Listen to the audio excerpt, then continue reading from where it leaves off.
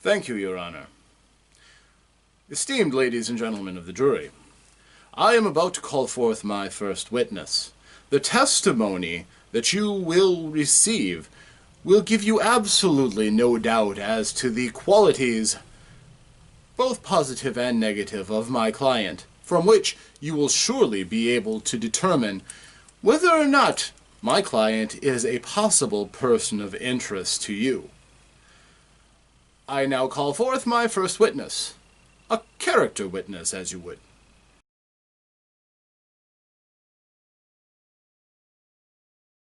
Ladies and gentlemen of the jury, and my esteemed peers and colleagues, today is a very special episode of Character Witness.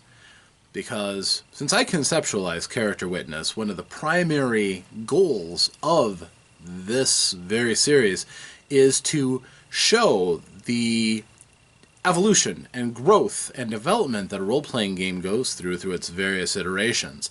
It started with Twilight 2000. We took pains to do the first edition and then the second edition to show the direction that it went. Now we're going back to the game that started it all, both for me and for the hobby in general. Dungeons & Dragons was a first love of mine, but I got into the hobby somewhat late, in the end of the 80s. It had been going for almost a decade and a half already, so I missed out on a great deal. Now, I have an opportunity to go back and take a look at those early editions with you as my guests as we go through, to see where Dungeons & Dragons came from and the ideas that the creators had for what is a character and what are we doing with this game of ours. And we'll see where it springs from its wargaming roots, and goes onward from there. So, I am very pleased to share with all of you this particular character witness, OD&D, The White Box, Book 1, Men and Magic. Alright, fresh character sheet. This is for the Dungeons & Dragons basic game, but it'll work just fine for what we have. Actually, more things than are needed. I have the books. I do have dice, but there's a problem. I can't roll the dice. See, the player doesn't roll for their character for the original Dungeons & Dragons, and that's to make sure that nobody cheats and everything is kosher. So I need a referee in order to do this. Fortunately, I just happen to have one. And he's right. Here, hello. Everybody say hi to... How you doing there, Rob? This is the Fatman GM, my good friend Rick. How's things going? It's going well. I need a character, and I can't roll dice. I need... Well, you've got more characters packed into that hat than any person I've ever met, but fortunately, I have a lot of dice, so we're good to go. Excellent. So, I'm going to need my 6 stats, and I need another roll for gold. They're all 3d6, unmodified, in order. And the first up we're going with is strength. Right on. Now, I tried to find... I have original dice that come from those red boxes someplace, but these will have to do. So here's your first set. All right. Assuming the cat don't want to eat. Maybe. That looks like a 10. Sure does. All right. So I'll write that on my character sheet. Now intelligence.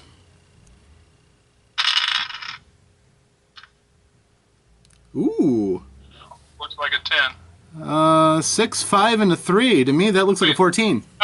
What happens when I'm trying to look at the dice through the camera? Gotcha. That's a 5. That's a 14. Nice intelligence. Yep. Nice intelligence for a farmer. All right. Wisdom is next. Ooh, there's a 12. Not bad. Starting to question my dice, jeez. Oh, I'm starting to look a little bit above average. All right, let's do this again. Yeah, this time. that's probably why I use those. Yeah. This one's for dexterity. No, they're not loaded dice. These are store-bought some time ago. Well, if they were loaded, I'd be getting like 17s and 18s, but I'll take 10s and 14s. This is basic D&D. Well, yeah, there's a 10 for you. There's a 10. Oh, and there goes the dice. Uh-oh. We have a cat intervention. Dice. All right, we're going for Constitution now. All All right, you got a giant monster cat there. You better get some good dice roll. All right. There you go. Blessings of the cat give us an 11. 5, 8, 9, Right 10, on. 11. Okay. Average all the way down the table. Yeah, we got a little higher intelligence. That's good. So, looks like a wizard so far, but we'll see. We got one more roll for charisma. All right. This is where we get three ones. Oh. Ouch. No, not quite. Nope. 9, 10, 11, 12. The higher end of average. Okay, that's not a terrible character. And can I get one more roll for gold? Right on. Here's your one. Nope, that's pretty good too. That's 14. All right, 140 gold. We can make some hay with that. Thank you very much, Rick. I really do appreciate this. And I'm going to take... Not a problem. And I enjoy your videos, and I look forward to seeing this one too. Oh, thanks. So I'm going to take these rolls and I'm going to craft them into a character for original Dungeons & Dragons now. So thank you very much for your contribution, and I hope you enjoy this video with you in it. And I'm, as always, honored to be a participant. And talk to you later. Talk to you later. Farewell, my friend.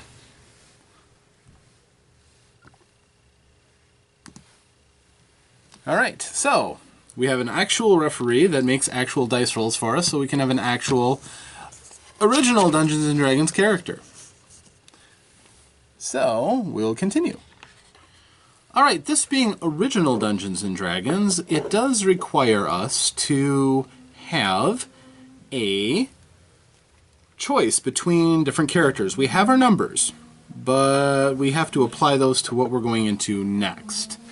And fitting for the gravitas of original Dungeons & Dragons, got my quill pen here, ready to carry forward.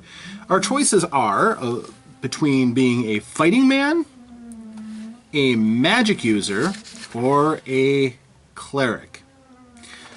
So, if I was a fighting man, I would be your typical fighter. Swords, shields, weaponry, bows, can use any weapon, can wear any armor. No magic at all, but more hit points than anyone else, and therefore more survivability, especially at low levels. So, that would allow me to, play a little bit easier, not having to worry as much about my immediate survival all the time, because I'd be covered by my gear. Getting better as as we plunder the dungeon and get better and better gear. A magic user, on the other hand, is your typical wizard. Of course, there's a wide range of different magic using types, but certainly that would be one type. The advantage is you can make your own magical items when you have enough money and resources, but no armor. Able to arm yourself only with a dagger, so you immediately need a lot of help to just progress. And then finally you have a cleric. They have some of the advantages of fighter, being able to wear armor, and magic users having their own types of spells, although they don't start with any spells. They have to go through a training level before they actually start getting spells. However, their spells are more the buffing and healing kind, which is invaluable to an adventuring party. Now with this character we have high intelligence and everything else is fairly average. No penalties, but nothing that's really going to give us a boost. Also, we have to select our race, too. We have an option between dwarves. All dwarves are fighting men, and they can only get up to 6th level, but they are resistant to magic. They especially can use the +3 magic warhammer of dwarven kind, and they detect slopes, passages, traps, and shifting walls, and can speak gnomish, koboldish, and goblinish. Or it could be an elf. Elves can be either fighting men or magic users, and they can swap whenever they want from adventure to adventure. So this adventure I feel like being a magic user, so I would act as a magic user. The next time I would act as a fighting man, for instance, strapping on armor and not using spells that round. If that sounds kind of weird and arcane, well, this is the very first role-playing game, so a lot of the assumptions that we've gotten since then have sprang off of people's reactions to this set of rules.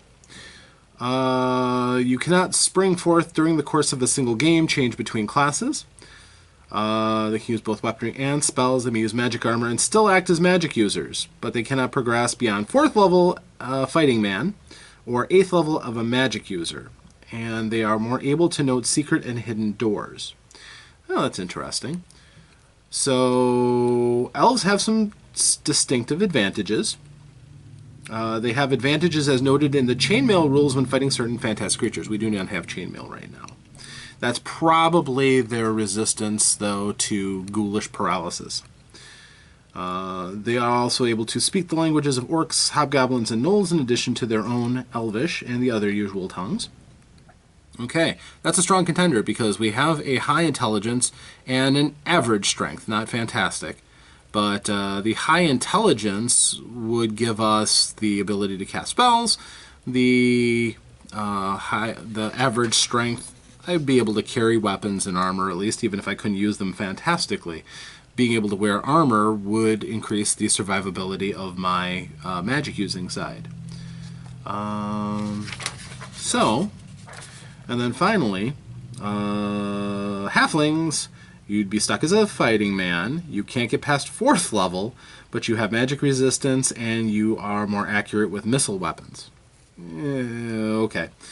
So we're not going to do halfling. Very few people ever did in my experience. And I don't have a great dexterity, so missile weapons aren't all that attractive. We have a good intelligence, which I think we will stick as our bread and butter. We will make a magic user. So we're going to cement this decision by having a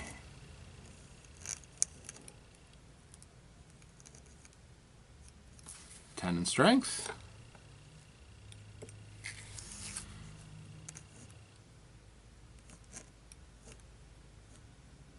14 in intelligence,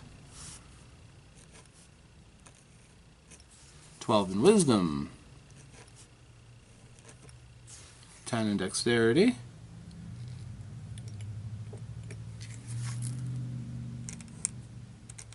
11 constitution, and 12 charisma. Yeah, with a 14 in that intelligence, that is going to be our prime requisite, which should make it a little easier for us to progress. We are going to be human.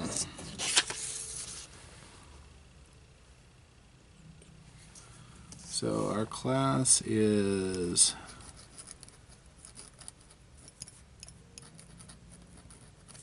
magic user, level 1. That's not going to change. Me. Alright, so carrying on through, as far as languages go, allows additional languages to be spoken for a high intelligence, and it is my prime requisite. Now, one other thing I can do is I could have dropped my wisdom down to a 10 to increase my intelligence up to a 15. I'm not going to do that because I want my character to act with a certain amount of wisdom and I want to be able to justify it through my statistic. If I was power gaming, I would probably have done that. 10 wisdom, bring that up to a 15, but because 15 or more gives it 10% to earned experience. In this case, we have a 5%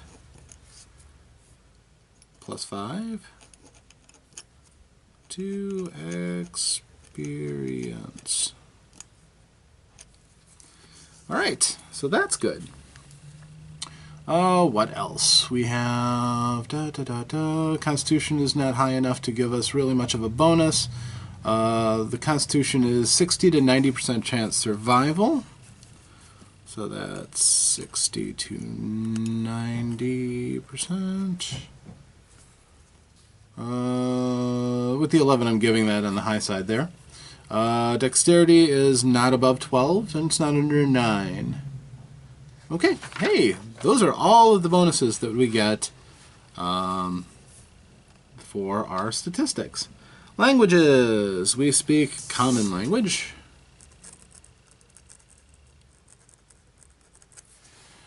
Yes. But all other languages know their own. Law, chaos, neutrality have common languages.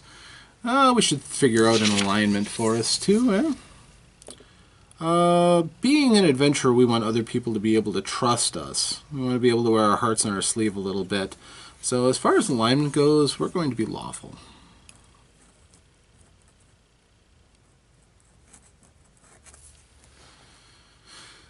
And generally be more on the side of good. We have common. We'll also know 2 because we have a 14 intelligence. Characters with intelligence above 10 may learn additional languages. 1 language for every point above 10. So I could speak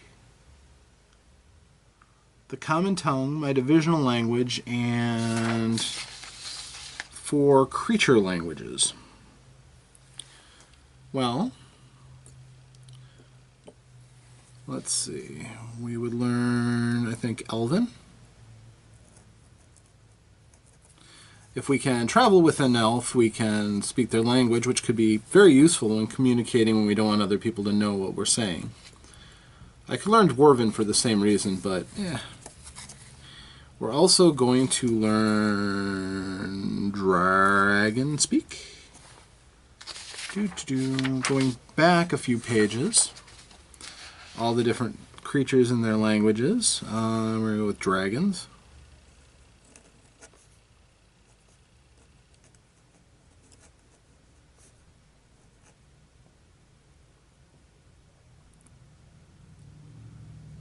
Dragonish?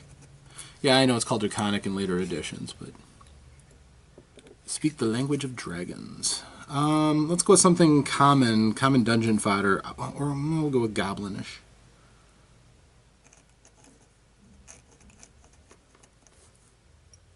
Goblin tongue. And we need one more. Undead don't have their own language. What else? How about we go Orcish? It's a good idea to be able to understand what your enemies are saying. And you can kind of tell when they're trying to say something sneaky behind your back. No bonus to my charisma, so that's not going to give me any bonuses for my hirelings and such. Average morale dice. Relatives, I can deem a relative. That's something I do later, probably while playing my first session when I'm not doing anything. Capturing players, basic equipment and costs. I was fortunate enough to get 140 gold. And for that, we'll get 2 daggers. Now this, we don't write gear in ink. That's just a bad idea. So, for that, we're going to write it on a separate piece of paper for the time being, because we'll transfer it later when the ink is dry. One of the weaknesses to drawing in pen. 2 daggers. My character is not feeble, so I can carry a decent amount, but I don't really have any needs. So that'll be 6 gold. I don't need any more weapons, and I don't need any armor. I could afford a horse, but unless I know that the rest of my group needs one, there's no point in spending it now. Boats, yeah, no point. Armor, no point.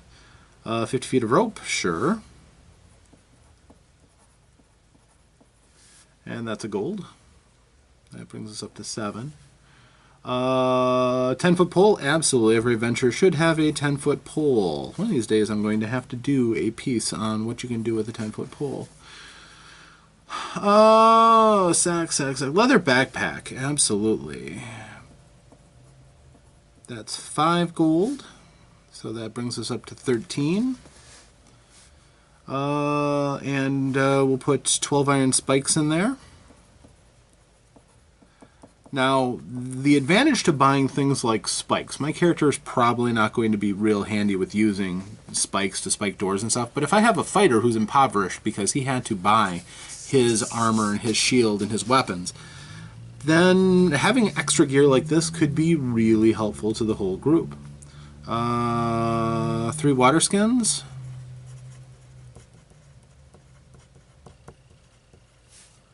And those are a gold apiece. So the spikes were a gold piece. So we're up to 17 gold spent. Yeah, not much. Things are dirt cheap. 6 torches. Yeah, absolutely. Another gold. That's 18. Lantern. Yeah, we can afford a lantern.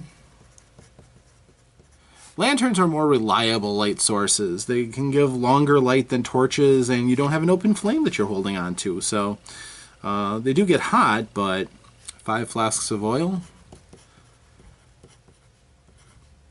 Now, oil flasks are a little dangerous. So those are 10. We're up to 28. 5 oil flasks. Each of them costs 2, so we're up to 38. Because if you fall or something happens to your backpack, you can have oil all over the place, and some DMs, game masters, referees, what have you, love having situations like that. 3 stakes and a mallet. We're not going vampire hunting. Steel mirror, I'm not that vain. Yes, I know there are other purposes for it. A small silver mirror, on the other hand.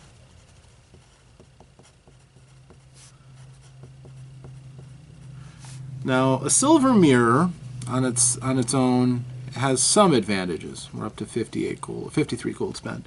Being able to present it to try to ward off lycanthropes may have a nice use for it. Wooden cross, a silver cross, again, for vampire hunting. Holy water, that's expensive, but I have a lot of money. I might end up having to do that. Iron rations for 1 week, yep. Food is incredibly useful as a beginning adventurer because it can be used to distract dumb beasts. 68 were spent. Standard rations rot, no point in bringing that with. Although it is tastier for the beasts. I would probably buy some before we went into a dungeon. Not sure where our situation is right now though, so we're fine. I don't need wine. I don't need garlic or belladonna or wolf's bane. I would hope the initial fights that we have are not pitting us against energy draining undead and werewolves, but you never know. All right, so we spent 68 in gold, minus 140. So that'll leave us with 72 gold pieces to the good. And our starting gear. We'll be writing that on our character sheet. And boom, we are finished with our character. Almost. We also have to choose our spells and spell casting stuff. So for that, I know from personal experience, sometimes the referee decided your spells to start with. That is how it has occasionally happened. Now, let me just see what the official original document says about wizards and magic users. So, magic, introduction, forward, 3, 4, 5. Turn this around. 6. Yes. Magic users. Top level magic users are the most powerful characters in the game, but it's a long, hard trip to the top. To begin with, they're weak. Duh. Users may arm themselves with daggers. They may manufacture their own for their own use, potion scrolls, and anything.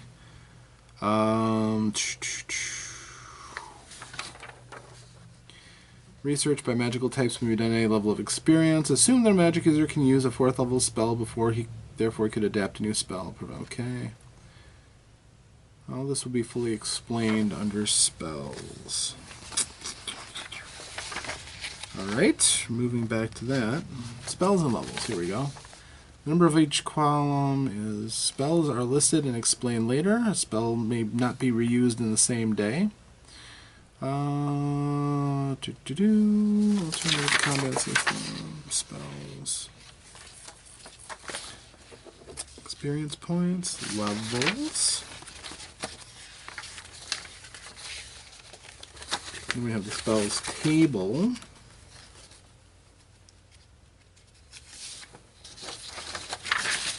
And then it breaks off into the description. So, if I'm allowed to choose the spells that I would have, I suppose I would start off with sleep, which is a wonderful spell that affects any number of creatures, but it can shut down an entire encounter at once. It just doesn't work on undead. That's the only downside to it. And, of course, it is something that can be outstripped eventually in usefulness as you start facing more and more powerful creatures. And I will also pick up...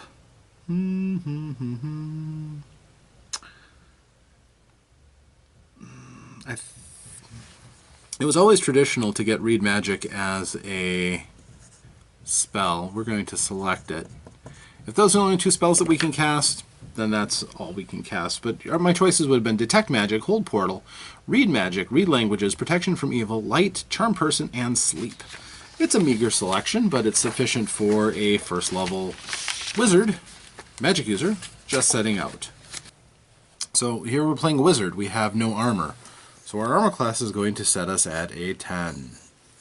No dexterity bonus means no higher armor class than that.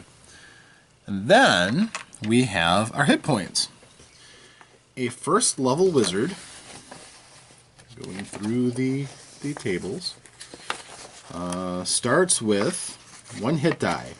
In this game, all the hit dice were d6s, which seems a little funny now, considering we've been through quite a while where wizards use d4s. But nope, here they get a d6 for hit points. A fighting man would get a 1d6 plus 1, and clerics would get 1 die as well. So we roll a 4. Now, this was a game of house rules, so some tables would let you have maximum hit points to start with, so I could have started with 6 under that house rule, but we're doing it by the original numbers. And notice I'm writing in pencil. Your hit point total will change as you go up levels. Your armor class will change as your gear and magic changes, and my current level is level 1. The only thing that really doesn't change is your class, not expected to change. So first level magic user is fine. Fighting capacity. Again, we're going to write this in. This table was for ease of use for the basic expert, companion, master, immortal set. Back me, basic Dungeons and Dragons as it's often called. But there's a matrix that characters would use typically, and this was printed on the screens so that you could look them up. They were also in the books, but it was a listing of what level your characters would be, and then you would look down at the armor class that you would hit with whatever you would roll. So for example, my first level character, who is every bit as combat ready at this level as a cleric or a fighting man would be, if I rolled the die and I rolled a 4, that is an insignificant number and wouldn't be able to hit anything even armor class of 10. Whereas if I rolled the 17, I could look on the matrix and I could, oh, that's the monster attack matrix, my bad. The men attacking matrix at first level, I would look down to that 17 and I would see that I'd hit an armor class of 2, which would be the equivalent of a person wearing plate mail armor and a shield. So as good as you reasonably would expect to face, especially at early levels. Obviously there are monsters with high that would have an armor class of that toughness as well, but yeah. Right now, I attack just as well as a fighter does, unless he has a bonus for whatever reason they have. So right now, we have everything finished except for we can fill in this bottom matrix. Armor class of 2 we would hit on a 17. So a 1 we would hit on an 18, a 0 we would hit on a 19. We have a cat who does not respect Dungeons and Dragons very much. I apologize. Hi, kitty. Daddy's a little busy. You're going to have to go off for the side for a moment. She may be back. 16, 15, 14, 13, 12, 11, 10. I can hit armor class 9, which is effectively an unarmored person, on a 10 or better. So about 50-50 chance. And this, of course, precludes any dexterity modifier to the armor class. I certainly don't have any modifier affecting my to hits. So I really would be relying on that sleep more often than not. Saving throws. There is a separate matrix for that. Are you surprised? Probably shouldn't be. Now, this matrix varies by your level and your class. So fighting men, magic users, and clerics at first level have differing numbers. The magic users have a more difficult time resisting poison or death rays than the fighting men or the clerics. Tougher job avoiding wands and paralyzation. They have an easier time of avoiding being turned to stone, which is interesting, than the cleric or the fighting men. Harder time against dragon breath than the fighting man, and easier time against spells than the fighting man. As they go up levels, those saving throws will drop. For example, if my magic user can get to 6th level, that 13 death ray save or poison save goes down to an 11. That 14, they drop by 2 basically as you go down. Fighters who have a lower experience requirement to go down levels, once they hit 4th level, they hit their first drop, and their saving throws continue to fall. Clerics also have decent saving throws, and they go up levels quite quickly, which means that they will get to lower saving throws quite quickly as well. So I can write down my saving throws. Instead of looking across the matrix, I can see that my death ray or poison is a 13. All wands are a 14. Stone, being turned to stone, is a 13. Dragon breath, avoid that, that's a 16. And stabs and spells are a 15. Now, if I get attacked by those type of attacks, I would roll my 20-sided die and hope to match that number or better it. So I rolled a 1, I would fail every saving throw at any point in my career. That's usually very bad. But if I rolled a 15, I would be able to get a better result, like half damage or avoiding the effects of spells or magic staves, turning to stone, poison, or magic wands. Dragon breath would still affect me fully because I failed that saving throw. So that's how saving throws work. And now, after all of that, which infinitesimal amount of time compared to some games, we have a fully filled out character sheet for original Dungeons & Dragons. You can doctor it up if you'd like. You can draw out a character sketch or symbol. Often these character sheets would become rather elaborate. But if you notice the economy of the information that's there, it's not a great deal. This could easily fit on a 3x5 card. Your basic stats, your saving throws, your language, armor class, and hit points. And that's what you need to reference when you're playing. That and a list of whatever weapons you're going to use and whatever spells you're going to use, which can go on the back of a 3x5 card easily enough. It's very sparse, but functional. And that's what we'll get to when we do our overview. So, and take it away, me.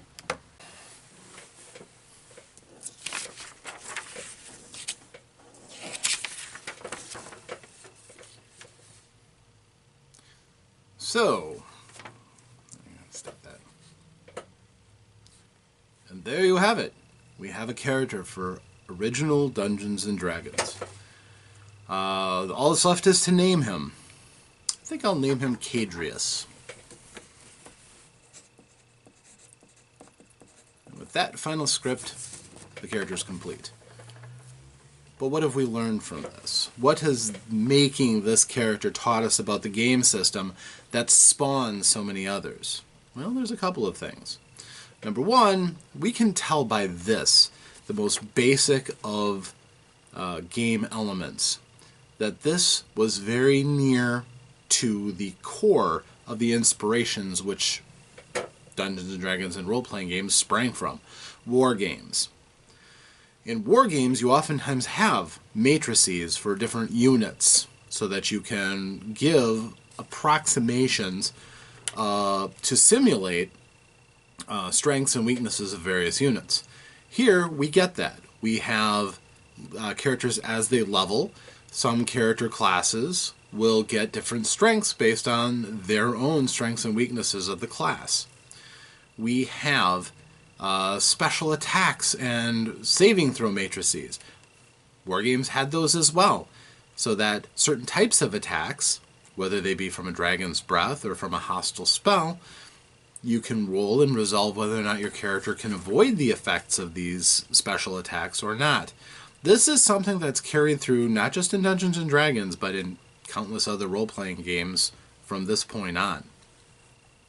Hit points, the abstraction on how much punishment a unit can take before it's taken off the field. Likewise carried through over to Dungeons and Dragons. Except this edition keeps the numbers quite low. You're not using many of the exotic dice, you're mostly sticking to the 20-sided die for combat resolution and saving throw resolution, and you're using the 6-sided dice for damage, hit dice, most other things. The other dice are only used for basically resolving tables and matrices that are smaller in value than 20-sided or or 6-sided, variants from 6-sided. This core, this ancient, by our standards, game, has done very well against the test of time. So many of the elements have been carried through faithfully from edition to edition. The basic statistics, without which it's not really Dungeons and Dragons anymore. Strength, intelligence, wisdom, dexterity, constitution, charisma. Varying importance throughout the editions, but they've all still had a place. Those things that summarize what a character is capable of doing, well, it was important for all of these editions to keep true to the original Dungeons and Dragons in keeping those attributes. Armor class, how difficult you are to hit, summarizing everything from how well armored you are to how evasive you are. That is kept as the target for incoming attacks. That hasn't changed. All the editions have had that. Hit points, the abstraction on how much grit or how much meat you have that can absorb punishment. Spellcasting classes that don't rely on melee generally have less. Fighting types generally pile on the hit points because they're expected to take punishment. That is something that is held true for all of the editions. Continues to be true to this day. Now, some of the differences that we may note. Number one, the actual attributes matter relatively little.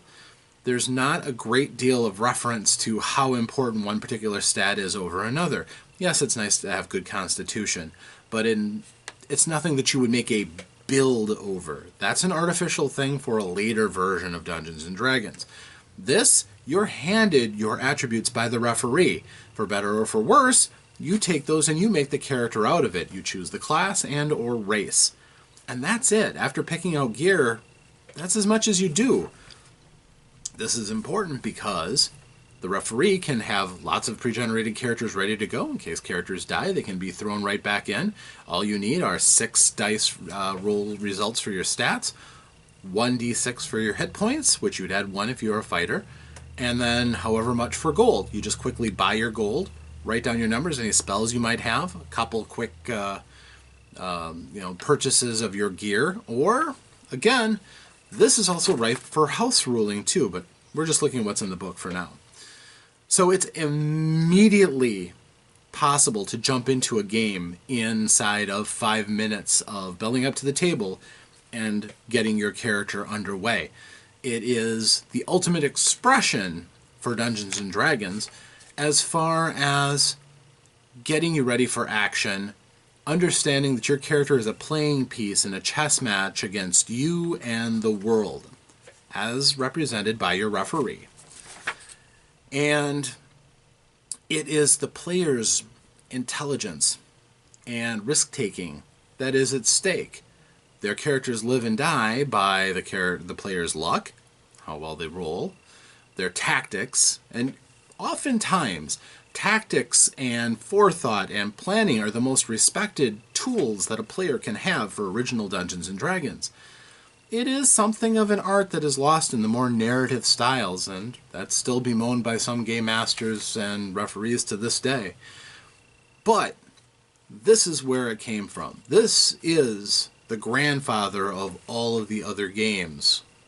And I have yet to find really good evidence that there are others that existed, without some inspiration from this or from the things that inspired this game. I can take this character, or I can make another character in 3 minutes with the aid of a referee. If you leave out the referee, I could do it myself in about 2 minutes. I could have a character ready at first level, ready to go into a dungeon. After that, it's up to the player to build everything else. A backstory, the very world around your characters. All of these things are brought from outside of the game in. So what else can I say about this game that we've learned from making this character? Well, a few things. Number one is that this is a game that is designed for house ruling. It's wide open. There are critically few details that unify the experience of all Dungeons & Dragons players. The game in numerous places basically pleads with the users to do with these rules as you will.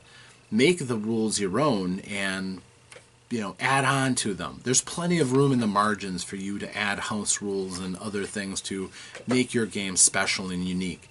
That goes for everything. They suggest that you can add new races. Even monster races are possible. You just have to figure out how to make it work. As far as a unified genre, it doesn't have that. If you look through other books, you find out that they have ideas for robots and cyborgs and Martians. The influence of John Carter of Mars is felt through those kind of things. There is not a great deal of detail, but there is so much more detail that you can make for a game like this. As far as having a background and a world, as far as having languages other than just creature languages. You could have other languages by people. Certainly in our world, we have hundreds of different languages and dialects. It's ridiculous to think that one common tongue would be practiced by all humans in a single fantasy world. Different languages would be spoken by different peoples. As far as the magic, it's very, very scanty. It's almost like they asked the players to make up the greater body of their spells. And once that spell is made in that world, it could be passed on through other characters and added on to the greater collection. That's how many of the spells actually came into existence, especially the ones that eventually got tagged with the wizard's name who created them. It's not too surprising that one of the very first, or several of the very first wizard player characters became immortalized in the game because their names, Mordenkainen, Big B, Melf, got appended to the spells that their players created for the game. And those spells were good enough that it got carried into the actual canon spells that were in each edition. As far as the gear, it's relatively scanty. It's asking to be added onto. And that happened in a couple of ways. Obviously, there were expansions to this game, and we'll cover those in another series.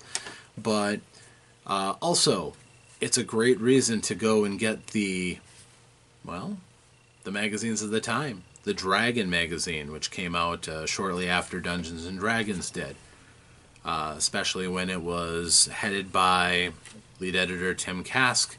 It expanded on what was available in Dungeons & Dragons, built the worlds, added on new options. It became kind of I'm not going to say a crutch, but it became an outlet that was much needed because the writers were driven to distraction because of all the people who kept contacting them trying to get rules clarifications. enter Skip Williams, the sage, and his answering of many, many, many questions from people on exactly how a particular spell works, what's a legal way of using a particular spell. And oftentimes, the answer was your referee has to make a call. There is no one right way. This game is designed to be open-ended, so whatever works in your world will work in your world. Whatever doesn't, may not. And you may have to come up with another resolution for that. This was a wild time. It was a time that we'll never see again. But this was okay at the time to have a character that was wide open, that you could do whatever you want. Add the character and the breath of life into the character. Because all you have is just a bare bones character sheet with a couple of numbers that you penned in, and the ability to make that come to life in your characterizations. Even the act of role-playing itself was not delineated. There was no mention of backgrounds or anything of that nature. Your characters started out in the town they grew up in. Much of everything around them was unknown, and you had to go out and explore, starting from your very doorstep, except for the road that took you to the dungeon and back. This would change very quickly.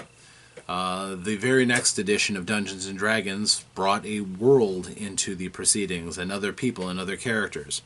But we'll explore that in a future Character Witness. I hope you've enjoyed this. I know I have.